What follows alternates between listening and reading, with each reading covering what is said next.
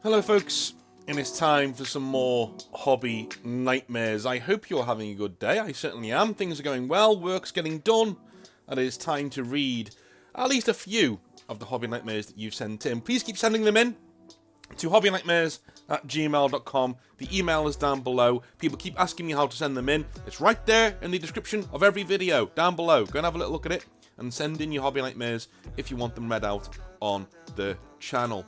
If you like what I do, the Patreon is down below if you want to buy me a pint towards the sunny summer holidays. And if you don't want to do that, at least subscribe to the channel. Use the button down below, subscribe, help the channel grow. That will also do me the world of good as we head towards our 20,000 subscriber target. That would be awesome. So, Scally Bloke says, our first hobby nightmare of the day, and he says, "Hiya mate." Alright, from that start, you're either Australian or Cockney, one of the two. "Hi mate, it's been a bit interesting listening to your stories whilst I'm working, or on the bus, or just painting models. This story, or at least the first one, isn't really a nightmare, but I do have a second one here which is quite short, that is a bit sad, and I still wonder if I will ever see that person again. Oh my god." So for context, I'm going to start with the first story. It's more light-hearted and was a blast to live in at that moment.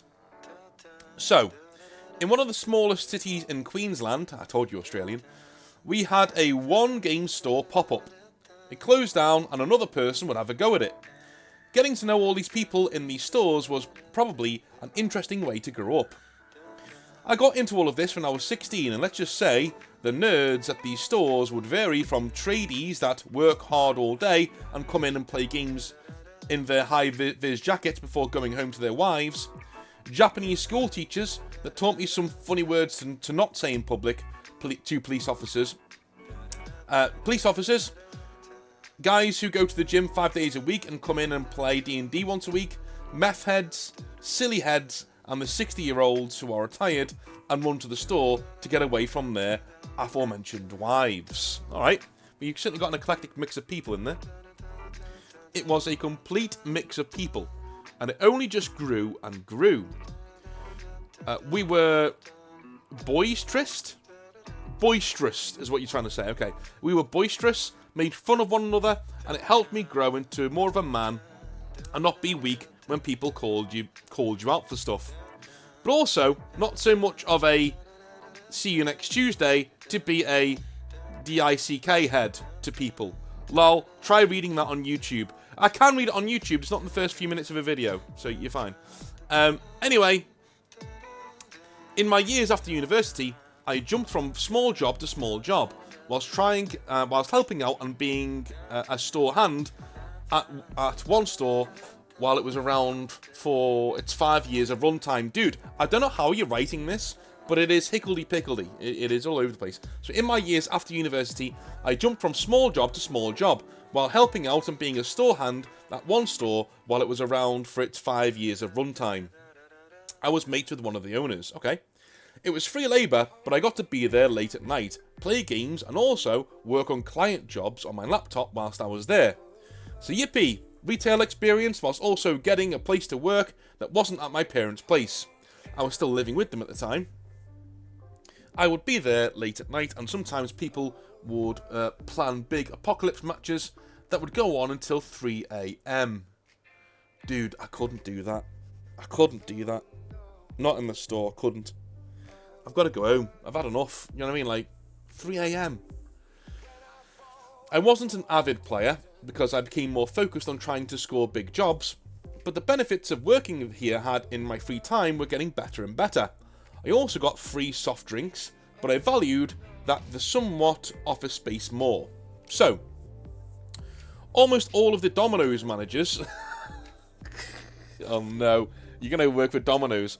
So almost all of the Domino's managers, so about 15 of them, in the local area, about 4 stores, except for maybe one manager, were into Warhammer 40k, War Machine, Sigmar, Hordes, D&D Infinity, the whole lot.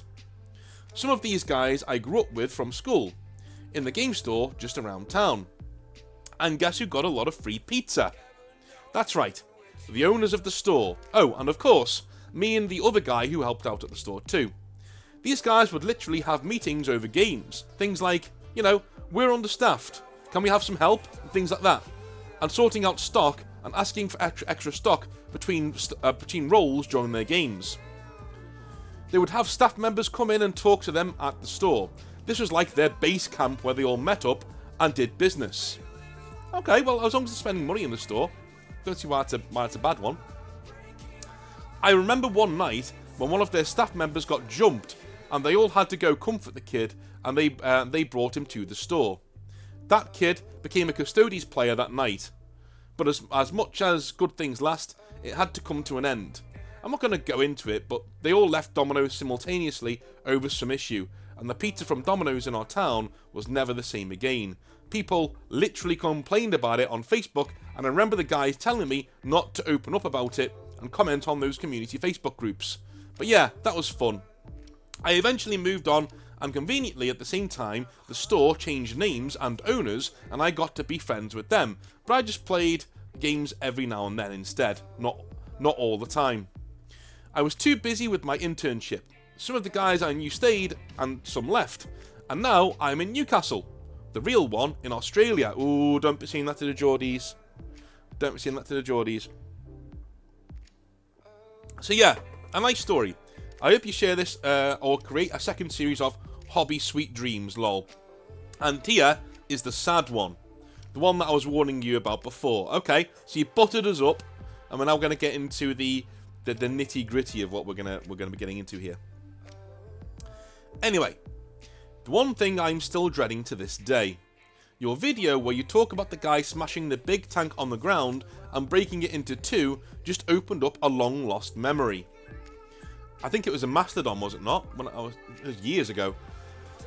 I was at a 40k tournament in 2019. This is a good year after the changeover. I was playing my Tau after not playing 40k for maybe a whole year, and I had a sneaky setup. This was back when you could have 5-man squads, so I ran 37 independent 5-man squads, along with a Dark Strider, 2 Riptides, 2 Fireblades, and 2 Ethereals. I did have to borrow some models, of course. It was the most screwed up way to play, but it threw so many people off. The list was unbreakable by leadership. I could take out Titans every turn with the sheer amount of firepower and abilities it could bring to the table. I won every objective-based match. I mean, well done for creating a list like this, but you must realise who you're talking to. Like, I'm not somebody who's big on, you know, must win at all costs, must create the biggest list you can. You know what I mean? It just doesn't excite me. But anyway, but I didn't win the tournament.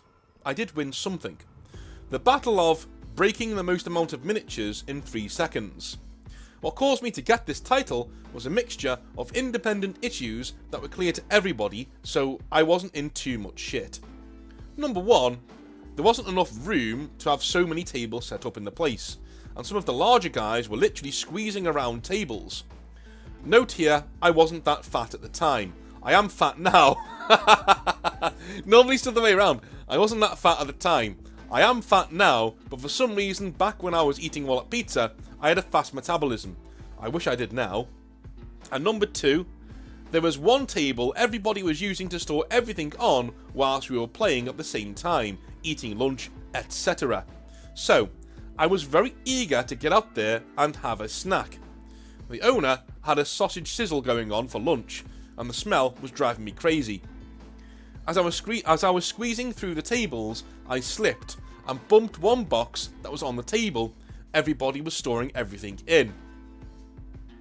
This in turn pushed every other box on that table, and luckily for me, only one box fell off. But that box was full of a whole heap of new Necrons at the time. Almost 75% of the models fell and broke. Most were fine, but I just want to say that the guy made one fatal flaw when putting these models together, and that was gluing the transparent hover bases to the model. Yeah. That was not fixable. They had all broke at the connection to the model and the stick going into it. I knew that one day when I bought my Tau, but damn, I hope the guy was able to fix them. I haven't talked to them since, and I feel like they still hate me. But they were not hunting me down, so I guess they're kind of fine. But yeah, Fun times. If you read this out, thank you very much and have a great day, week, month, year, life. Until I see you again, kind regards, Scally Bloke. Dude, guys, in the comment section down below, if somebody did this to your models in a store, and it was a complete accident, they had complete deniability here, right? How would you respond? How would you respond? Because I'm not sure what I could do. Because in all fairness, I'm not trying to belittle your hobby. I'm not. Like, I honestly, I love this hobby as much as and the next guy, as much as anybody, right? But I just can't bring myself to hate somebody for an honest accident if it smashes all my models. Do you know what I mean? If you're being a dickhead and you're jumping around and I asked you to stop, or I could see what was about to happen, and then you smash my models, yeah, I would be really annoyed. But if somebody just fell over, or some freak accident happened, I don't love my models that much that I'm going to get into an altercation with somebody. I'm just going to be like, mate, don't worry about it. You know what I mean? Just maybe help me glue them back together, but don't worry about it. You know, everything else, don't worry about it. If the person was blasé and like tried to walk off, that would set me off. But if the person was like, you know, I'm really sorry, man, you know, what can I do? What can I do? Like nearly every person in the world would be, I'd be like, yeah, dude, no worries, just help me put them back together, or put them in one place so I can start fixing them, and we're cool. You know, you don't need to pay for anything. That's just how I am, though. How would you react? I'd be very interested to know. Comment section down below, let me know. Right. Matthew says, hi, North. Matthew here. I wanted to share with you my story again. This time, however, focusing more on the people who played the game. Before we dive into the horror story, I'd like to ask you a lore question. Well, Matthew's done something very, very rare, in that he realised that his last hobby nightmare didn't quite get across the points that he wanted to get across. And it was a long, long, long time ago, so I am reliably informed. So he's rewritten it and sent it in again, which is cool, you know? Anyway, I started collecting Death Watch last year, right before the release of the Leviathan box. When my brother and I went through our collection to see what we wanted to keep and what we wanted to sell, I came across one of my old Grey Knight models. I don't think I could part with them, but I don't think I have a full army of them either. My question for you is, in what situation, no matter how extreme, would a member of the Grey Knights join the Death Watch? Maybe some Grey Knights were low on supplies, and the nearest Astartes was some Death Watch that gave them some arms and armour in exchange for assistance with a mission, or maybe a Xenos threat is tainted by chaos and the Death Watch requested aid from the Order Malleus. Maybe even some Grey Knights were sent to join the Death Watch for training as a future mission required fighting Xenos and chaos. I could say that an Inquisitor said so, but I feel like that would be cheating. I'd like to tie in my Tyranid and Genestealer cult armies with my Death Watch, picks included. So maybe the cult has gathered some chaos artifacts, or the bodies of large beasts tainted by the warp, making a horde of biomass for the Tyranids to consume once they arrive. I don't know of any time the Grey Knights would join anybody, because they don't want anybody to know about them. And if there's some sort of leaky ship out there that will tell people that you exist, it's the Death Watch. Because you have dudes from every single chapter there who are just going to go back to their own chapter and tell them about the really cool Space Marine in silver armor who's killing demons with them. You know what I mean? Like, I don't really get how they would join. But you could say that you have an Inquisitor of the Order Malleus. Simply take the helmet off, put a normal helmet on, and now you've got an Inquisitor, right? An Order Malleus Inquisitor, ready to go, right there, ready to go. So I'd do that if I were you. I would just do that. In terms of everything else, yeah, I can't see them joining the Death Watch. That's one part of the Inquisition joining another. And the Grey Knights are very inflexible. It's actually one of their least favourite parts of their lore for me, you know, the inflexibility of them. Nobody's allowed to know about them. They're not allowed to ally with anyone, really. They're meant to be on their own. They're meant to be their own thing.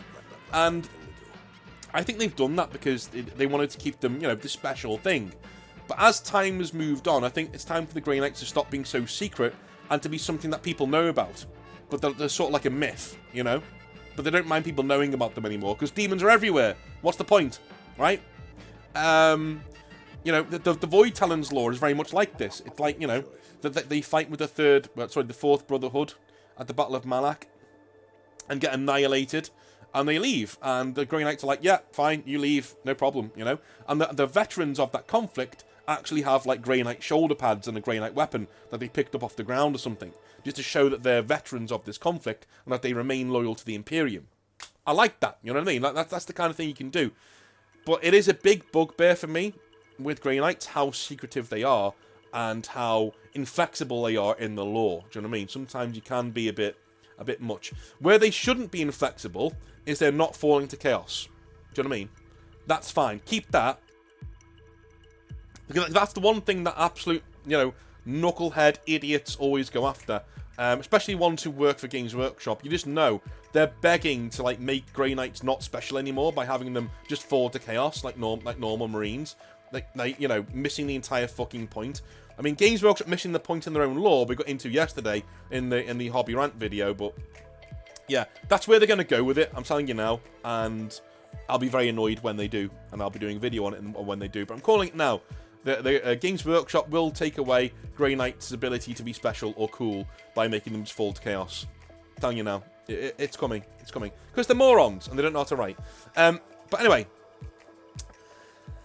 back to your Hobby Nightmare.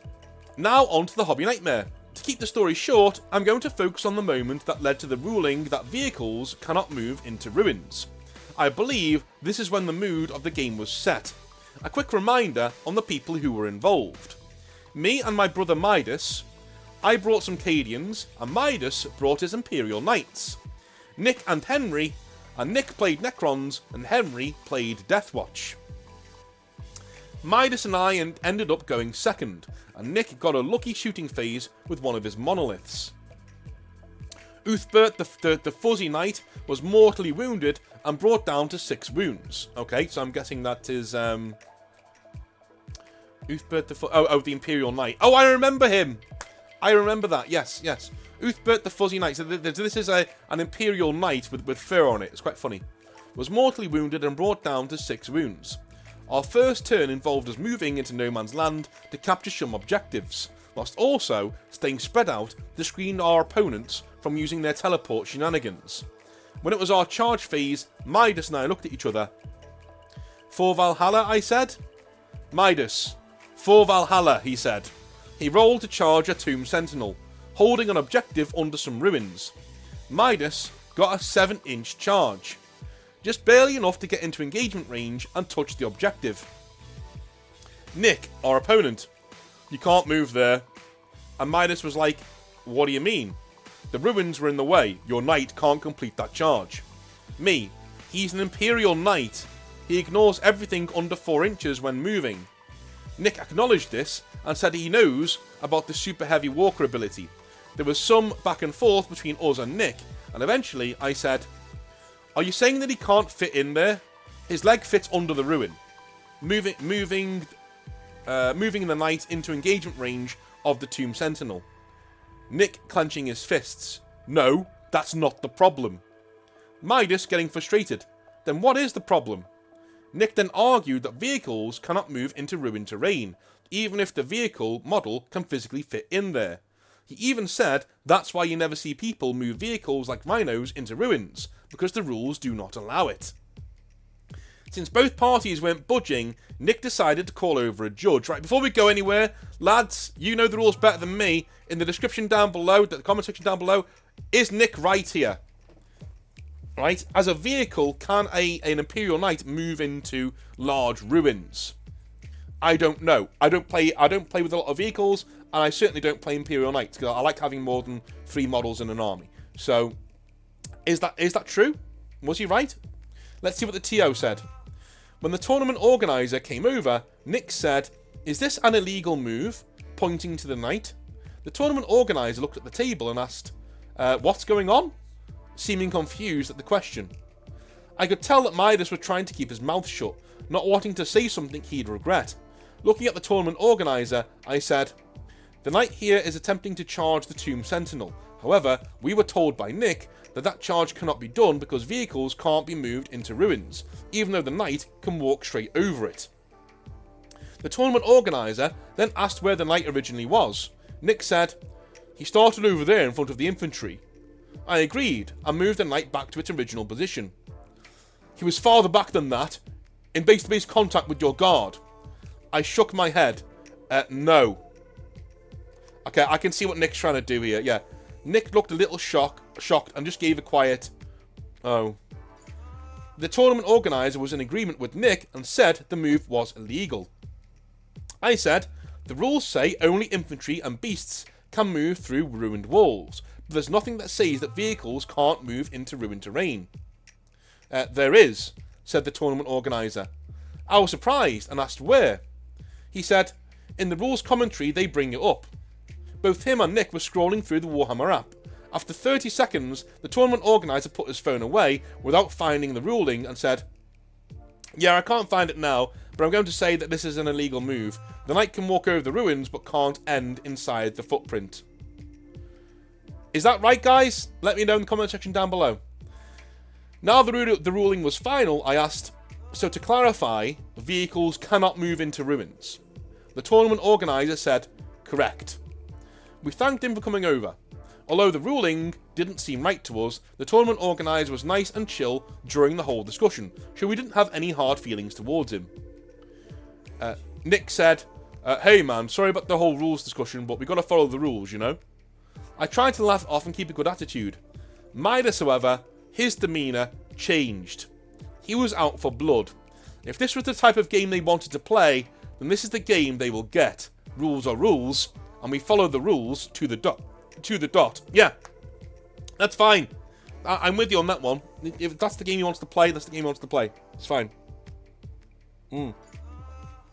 After all that, I asked Midas, so, do you want to use a command point to re-roll the charge? Midas said, yeah, I guess. And rolled again, this time getting a 9. This was enough to get within engagement range, stay out of the ruins, but now no longer contesting the objective too. He measured and moved his knight. Nick interrupted and said he couldn't move there. What do you mean? Said Midas. He was about to lose it.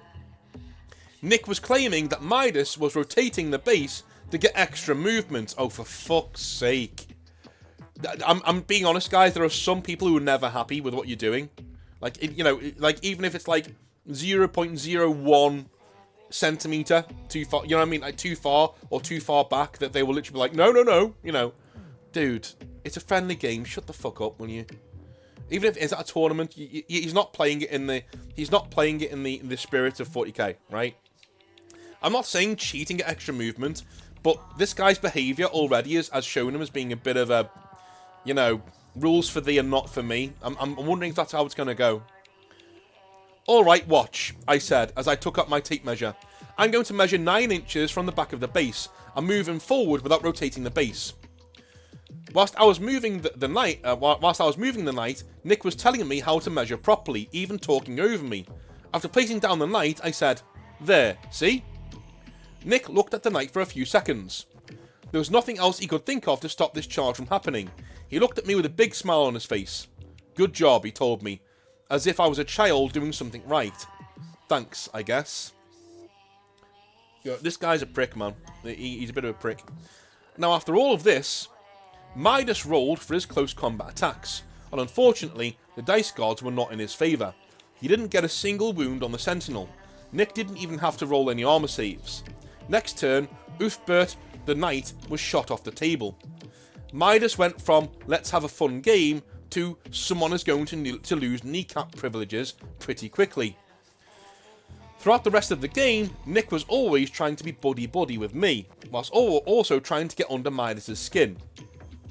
Sorry man, but he's my brother. You got on his bad side, ain't no way in hell I'm going to be buddy-buddy with you.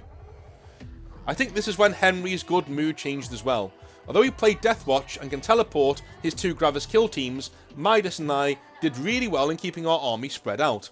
There was only one time our opponents teleported a unit, and that was one of Nick's monoliths after using a stratagem to deep strike 3 inches away. The only other unit Henry had with mobility was a Rhino. Due to the placement of the ruins, the ruling, and a monolith being in the way, his Rhino could not move out of the deployment zone for the whole game. I definitely feel bad if my army got stuck in my deployment zone for a game, and the fact that this was the 3rd game of the day probably had an effect on everybody's mood. Overall, our opponents are far from the worst people ever. There are worse stories out there. In our experience though, they were the worst opponents we played against. Would we play against him in a tournament setting? Probably. Thank you for reading this, Mr. North. Have a wonderful rest of your day. Absolutely no problem, man. No problem at all. That was one of those that really creeps under your skin. Do you know what I mean? That was one of those stories that really does creep under the skin, and sort of like, before you know it, you're like, I really hate this guy. Like, like this Nick dude. For some reason, I don't like them. I don't like him more than I've had, had some of the cheaters on the channel. Some of the cheaters on the channel have not been this bad. Mainly because this guy's got plausible deniability. Most cheaters are always caught. And even if they're not caught, they're living such warped, sad lives that you just shake your head, you pity them, and you move on.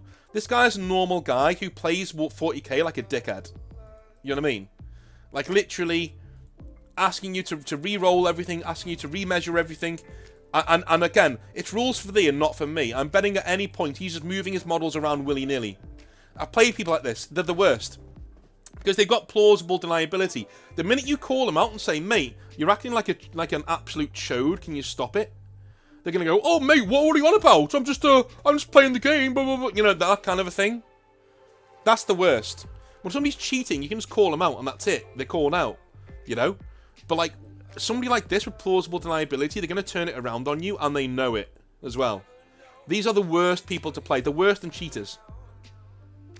People are going to say that's harsh. I'm being honest. They're worse than cheaters. They are. At least the cheater, they're living a sad life. They're living a sad, sad, sad life of cheating at toy soldiers. That's where I am, anyway. This guy's worse because he's got plausible deniability. It's kind of like, do you know bullies? I've known people like this. I've broken friendships for this, by the way. This kind of thing, because it just rubs me up the wrong way. An honest bully will just bully you in front of everybody, and will be honest about it. And you can tell them to fuck off or get on with your life, or you can smack them in the face, and people go, do you know what? Guy probably deserved it. Bit of a dickhead. You know what I mean? The worst people are the gaslighters. They are the people who talk to you and they say really nasty shit to you, but it's always under the radar. They've always got plausible deniability. They're always there, being a dickhead, saying snide little remarks to you, trying to get under your skin. And the minute you respond with anything, they hold hands up going, I was only joking. Those dickheads. I've stopped friendships for that. One very recently, right? I've stopped friendships. I've gone, mate, yeah, we're not friends. Go fuck off. We're done. We're not friends, right? Because I cannot stand that. It really, really winds me up. This guy's the 40k equivalent of that. He's doing enough to really upset you and ruin your game and your day, but it's not overt enough for you to say, mate, fuck you and the horse you rode in on, because he's got plausible deniability. The only thing you can do is not play him again. So I would say to you, my friend, don't play him again. If you go to a tournament and you're not going to have fun with a player, say to him, I didn't have fun last time, you're not a very good 40k player, I don't want to play you, I will concede, see you later, and go to your next game. Go and chill, go and have a beer, go get something to eat. Treat it as a break, right? That's what I would do. Your hobby time is precious. It's one of our main commandments on the channel. Our hobby time is precious. Don't waste it on people who aren't worth being around for your hobby time. That's your nice time, your happy time, right? That's what I think anyway. What do you think? Let me know in the comment section down below. I love you a long time, and I will speak to you either tomorrow or Friday. We will see how busy I'm going to be with work and stuff, but I love you all. Have a wonderful rest of your day, and I'll see you then. Have a good one. Bye now.